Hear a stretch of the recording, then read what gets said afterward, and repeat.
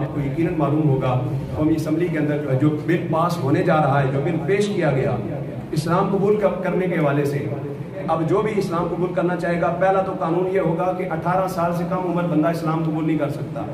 اور اگر 18 سال سے اوپر کوئی بھی بندہ اسلام قبول کرنا چاہتا ہے، دائرہ اسلام میں داخل ہونا چاہتا ہے، وہ پہلے ایک ایڈیشنل سیشن جج کے پاس درخواست لے کر جائے گا، وہ 7 دنوں کے اندر اس کا انٹرویو کرے گا، پھر 90 دن اس کو ریمانڈ میں رکھا جائے گا، اس کے سامنے تقابل ادیان کا علم رکھا جائے گا، اور پھر اس کے بعد جو ہے وہ 90 دن کے بعد اس کو اسلام قبول کرنے کی اجازت ہوگی۔ یہ اس کا مختصر سا ماخذ آپ کے سامنے میں نے عرض کیا ہے کہ اسلام قبول کرنے پر ملک پاکستان کے اندر پابندی، جو پابندی پوری دنیا کے اندر کسی کافر ملک کے اندر بھی نہیں ہے، کسی کافر ملک کے اندر نہیں ہے۔ مجھے بتا دیں ہندوستان کے اندر آپ نے سنا ہو کہ اسلام قبول کرنے پر پابندی ہو؟ کہیں بھی پابندی نہیں ہے۔ نابالغ ہو بالغ ہو، جب بھی اس کا دل کرے اسلام قبول کرنے کا، اسلام قبول کر لے۔ آپ مجھے بتائیں کیا کوئی مسلمان یہ قانون لا سکتا ہے؟ کیا کوئی مسلمان اسلام قبول کرنے پر پابندی لگا سکتا ہے؟ ہر مذہب کا بندہ یہ چاہتا ہے کہ یار ہمارے مذہب کے اندر لوگ آ جائیں، وہ کھلے دل سے تسلیم کرتے ہیں، لیکن ہمارے مسلمان حکمران یہ کس دین کے ماننے والے ہیں جو اسلام قبول کرنے والوں پر پابندی لگا رہے ہیں؟ میں یہ خبر سن کر ہی پریشان ہو گیا، حیران ہو گیا کہ آخر اسلامی ملک کے اندر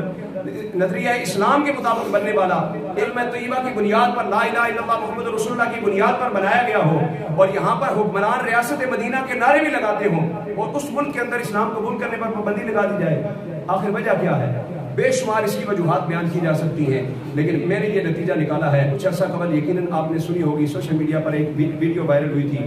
ایک قادیانی دائرہ اسلام کے اندر داخل ہوا۔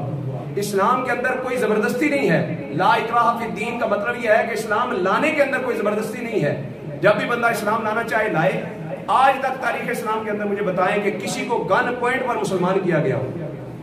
کوئی تاریخ کے اندر مثال آپ کو نہیں ملے گی کہ کسی کو گن پوائنٹ پر یا تلوار رکھ کر کسی کو کہا گیا ہو کہ تو کلمہ پڑھ، نہیں کہا گیا۔ جس نے بھی اسلام قبول کیا ہے وہ اپنی مرضی سے کیا ہے۔ تو جب بھی اسلام کوئی قبول کرتا ہے اس سے پوچھا جاتا ہے بتا تو اسلام کی کون سی چیز سے مرغوب ہوا ہے؟ کوئی کہتا ہے میں اسلام کے اخلاق سے جو ہے وہ مرغوب ہوا، کوئی کہتا ہے حضور کے ان فرامین سے جو ہے وہ میرا دل جو ہے وہ اسلام کی طرف مائل ہوا۔ لیکن چند دن قبل جو ویڈیو آئی، ایک قادیانی نے اسلام قبول کیا، جب اس سے پوچھا گیا بتا تو نے اسلام قبول کیوں کیا ہے، تو سنیے اس قادیانی نوجوان نے جس نے اسلام قبول کیا مسلمان ہونے کے بعد، اس نے کیا وجہ بتائی؟ اس نے کہا میری اسلام قبول کرنے کی وجہ یہ ہے کہ امیر المجاہدین علامہ خادم حسین رضوی کی تقریریں سن کر میرے دل کے اندر ایمان کی شمع روشن ہو گئی۔ ہمارے بابے تو وہ ہیں جو مرنے کے بعد بھی لوگوں کو اسلام دے رہے ہیں۔ تو اب یہاں سے مجھے لگتا ہے کہ حکومت کو، چونکہ شروع سے ہی آپ جانتے ہیں لفظ خاتم النبیین پڑھنے میں وزیر اعظم صاحب کو تکلیف ہوئی، اس کے بعد حکومت کے اندر جو ہے وہ قادیانی کو داخل کرنے کی بے شمار سازشیں کی گئی، لفظ خاتم کے اوپر بھی جو ہے وہ پچھلے عرصے اسمبلی کے اندر معاملات چلتے رہے، آپ جانتے ہیں یہ معاملات، تو اندرون خانہ بے شمار چیزیں چلتی آ رہی ہیں۔